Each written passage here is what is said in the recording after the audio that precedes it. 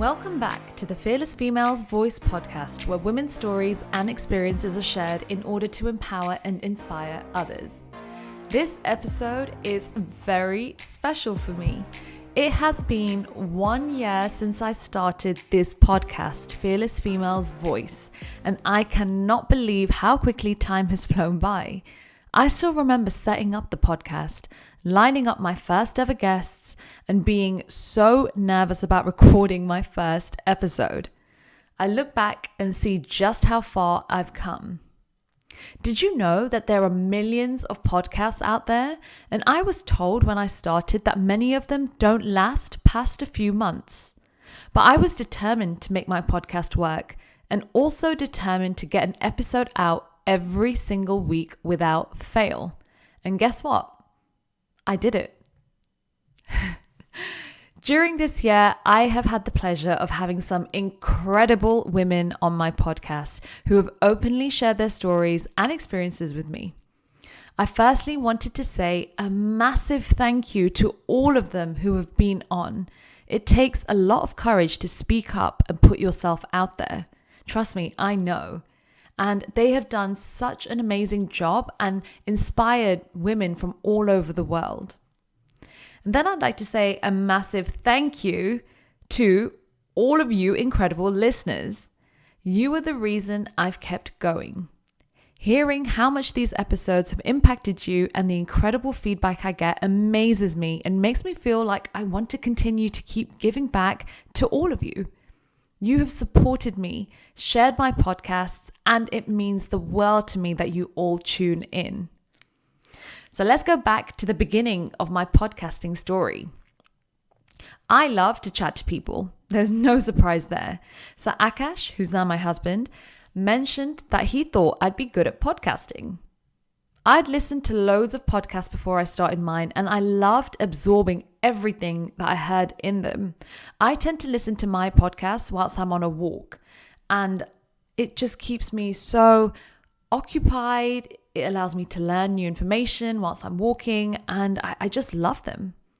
So I sat on the idea for a while, and he helped me map out what the podcast could be about. And also, he named it. So firstly, he came up with the idea about, well, why don't you start talking to women? And why don't you start raising awareness on challenges that women face? And this, for me, just had a light bulb moment in my head when I heard that. I thought, this is it. This is what I want to do. So I started mapping out my journey of how I thought it would develop and what I wanted to give to the podcast. And as I said, he named it. So we were just sat there and he was like, you need to call this Fearless Females Voice. And this had such a good ring to it, as the podcast represents women's challenges, achievements, and success, all portrayed through their voice. You know when someone plants a seed in your head about something? Oh, you're good at that. Why don't you start this? Why don't you do that? First thoughts were, how am I going to even start a podcast? I have no idea what I'm doing. Who will even listen to me? Would I even be good enough? I had no idea what I was doing, and I was scared. So those were my initial thoughts, but they quickly turned into, what if I pull this off and it impacted women from all over the world? What if I was able to bring light to issues that women face and make women feel supported and know they are not alone? I started looking at the bigger picture and the benefits of what this podcast could do. So I started. I had a quick Google of how it all works, what I needed to do, and how to get going. Luckily for me, Akash had been doing podcasts for some time before I had started, so he had a microphone and some tips that he was able to share with me. But he mainly outsourced the editing, and I feel that the podcast style varies from person to person, so I had to find my own personality and my own style. So I put my own spin into what I was doing. Firstly, I had all the equipment available, but I quickly realized that you don't actually need that. All you need is any set of headphones, even if it's a little mic within the headphones, and you can start a podcast. It's as simple as that. It doesn't need to be complicated. So I wasn't sure how the editing would go, but I found some YouTube videos and websites to help me. I then created a quick graphic on Canva for my podcast and started paying for a hosting platform. So the hosting platform is somewhere where I upload my episodes and then it shoots it out to all the different channels, such as Apple Podcasts, Android Podcasts, into YouTube, onto Spotify. So all these different platforms are receiving it from my hosting platform. And it was all good doing that back end, but I realized that I was missing the essential ingredient. I needed some guests. So I reached out to my old colleagues and friends who were happy to support. And that's how it all began. I started off interviewing women I knew and then reached out to guests who I didn't know. And now the amazing thing is, so many women reach out to me to be on my podcast as they want to share their story and they recognize how useful it would be for other women. This is the beauty of it all. And I still remember my first ever guest, Fiona, who I went to university with, and her podcast has done amazingly. I remember being nervous doing that podcast, not really knowing what to expect and if I was even asking the right questions, but she made me feel at ease and it worked so well. She was the best first guest I could have asked for. So that's the story in a nutshell. And now I want to move on to the things which I've learned through podcasting. So firstly, every person has a story to tell. When I used to approach some women about coming onto the podcast, they always said, I don't really have anything interesting to talk about, or I'm not fearless, so why me? I found these comments interesting, as I know every single woman out there has an incredible story to tell, and I was sure I could get it out of them. It could be of a difficult situation they've been through. It could be a happy story or a success story. Whatever story that is, it's theirs to keep and share if they wanted to. I remember approaching women, and when they told me they didn't have a story to share, I actually asked them about their life and what they've achieved or what challenges they've had. And they actually realized that, wow, they do have a story to share. And that could be anything from being in a leadership position at work, to having children, to having family challenges. It could be absolutely anything. Women on the podcast have talked to me about their divorce, about relationships, about children, about death, about their success in their careers, about starting a business. It's been incredible hearing all these different stories. So if you're sat there listening to this, or on your walk, as I was when I listened to my podcast, know that you do have a story, and your story is powerful. Just remember that. Secondly, it's opened my eyes to what women go through. As I said, I've had women come onto the podcast talking to me about all sorts of topics. Things that I've learned more so of is miscarriage, divorce, death of a close person and dealing with that, career development, spirituality, depression. I've just learned so many things from speaking to these women, because not everybody has the same experiences, but many people do have the same experience.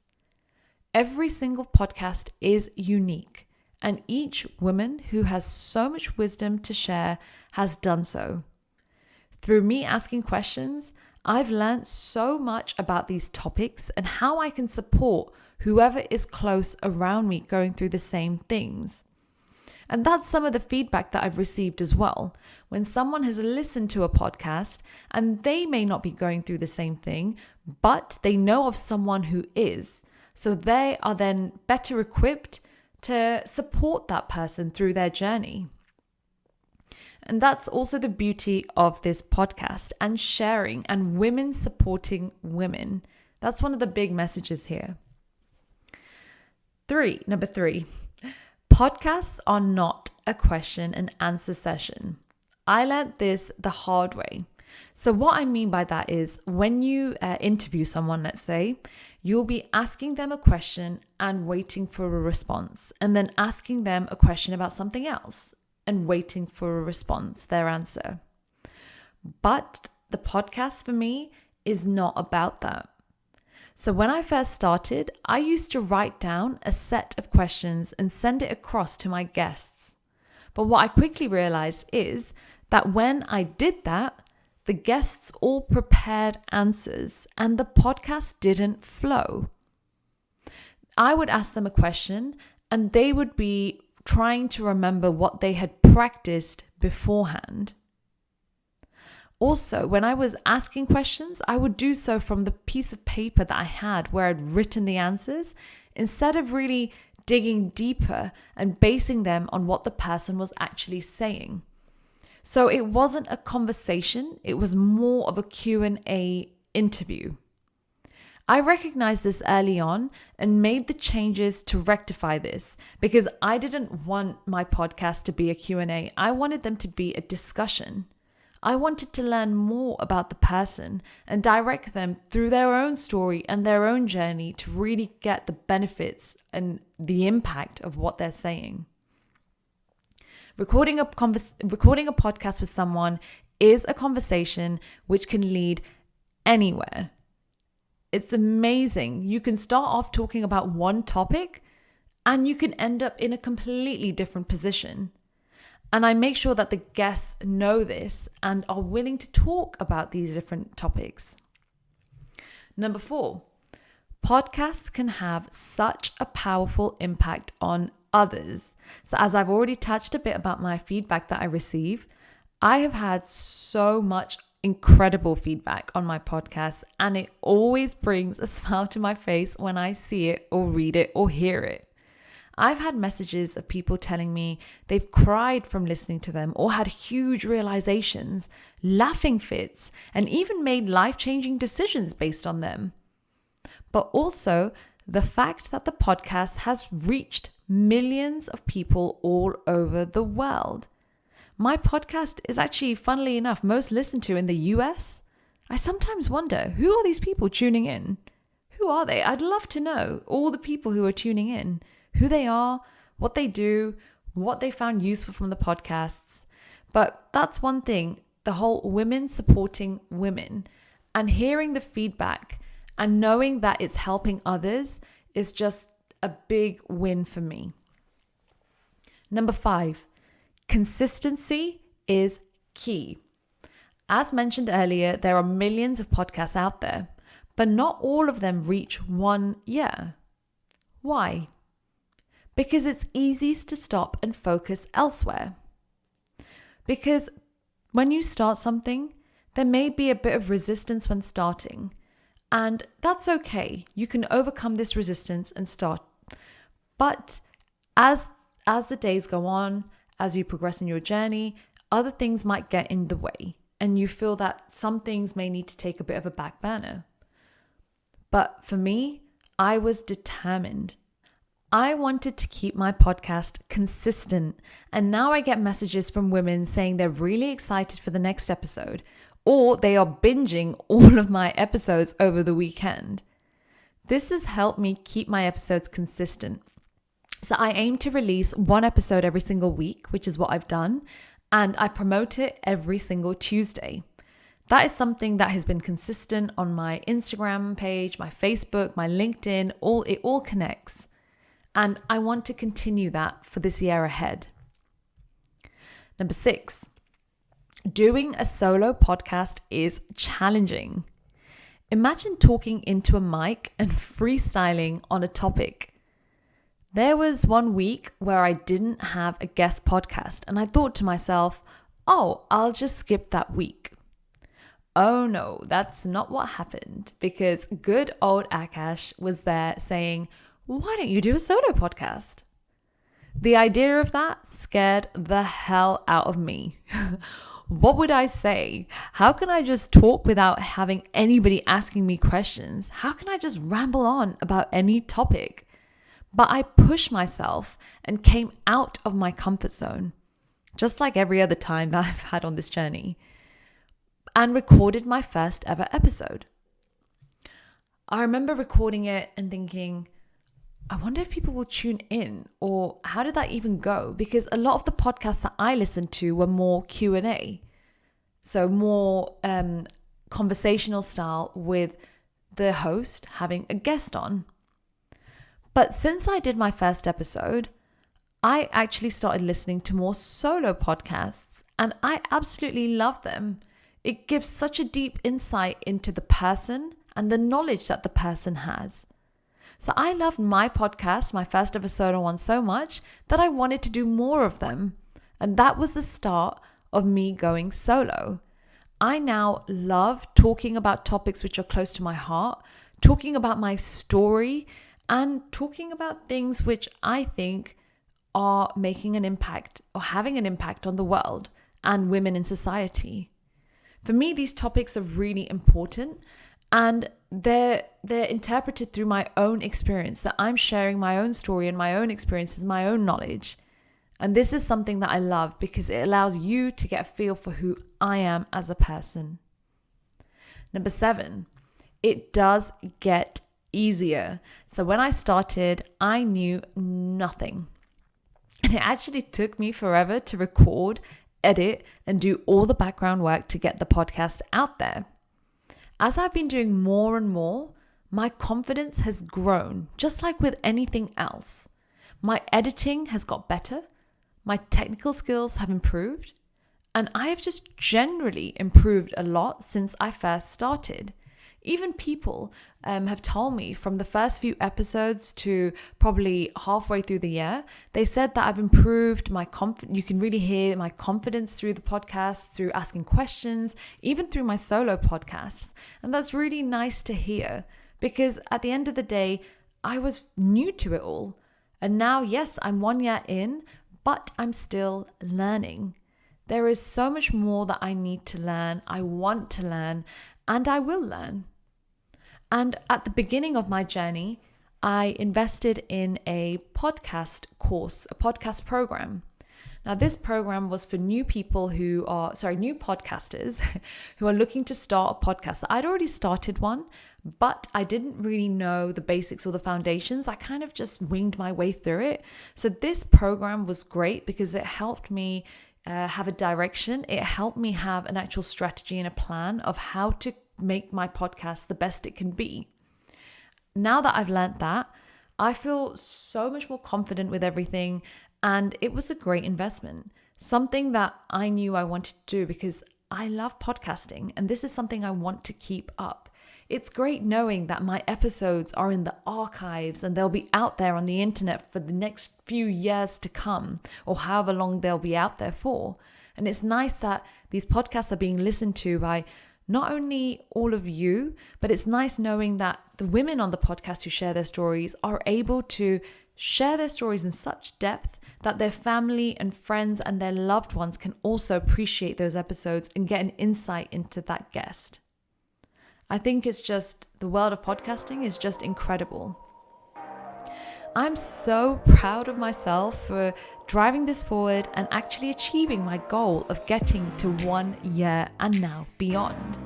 It was not always easy, but I have loved my journey of podcasting and cannot wait for another year of it.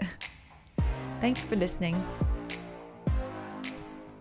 Thank you so much for listening to the Fearless Females Voice podcast. Don't forget, I have a free quiz for you which will help you discover how fearless you are. It identifies where you're being held back in life and will give you some tips at the end on how to improve your mindset and confidence so you are living your best life. You can take the free quiz on my website, www.fearlessfemales.me. Also, I'd love for you to do me a massive favor. If you enjoyed the podcast, then be sure to leave a 5-star review on iTunes. Thank you.